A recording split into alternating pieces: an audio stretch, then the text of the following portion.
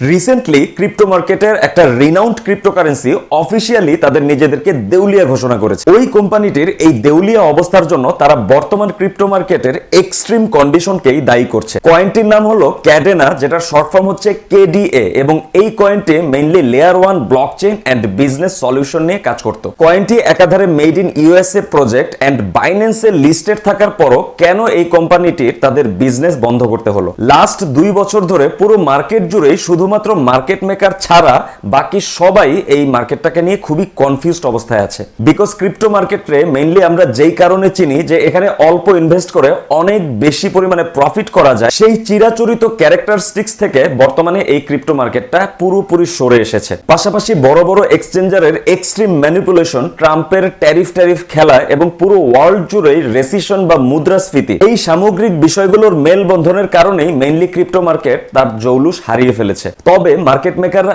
এটাও জানে যে এই ক্রিপ্টো মার্কেট যদি তার পুরনো জৌলুস পুরোপুরি হারিয়ে ফেলে, তখন নতুন করে রিটেল ট্রেডাররা আর আসতে চাইবে না। সুতরাং সামনের কোনো না কোনো সময় ইনস্টিটিউশনসরা আবার ঠিকই যাদের এই মার্কেট নিয়ে নেগেটিভ সেন্টিমেন্ট ছিল তাদেরকে পুনরায় পজিটিভ করে দিবে। তবে সেই পর্যন্ত এই মার্কেটে কতজন ধৈর্য ধরে টিকে থাকতে পারবে সেটাই হচ্ছে ভাবনার বিষয়। লাস্ট 11ই অক্টোবরের বিগ ক্র্যাশের পরে অলমোস্ট এভরি রিটেল ট্রেডারদের পোর্টফোলিও এখন ডাউন। তবে মার্কেট পুরোপুরি বিয়ারিশ হবার আগে সামনের নভেম্বর ডিসেম্বরের দিকে মার্কেট আরেকবার আমাদেরকে প্রফিট করার হয়তোবা একটা সুযোগ করে দিতে পারে। That's why stay tuned with the Bullish Trader and join our Telegram channel for this kind of information.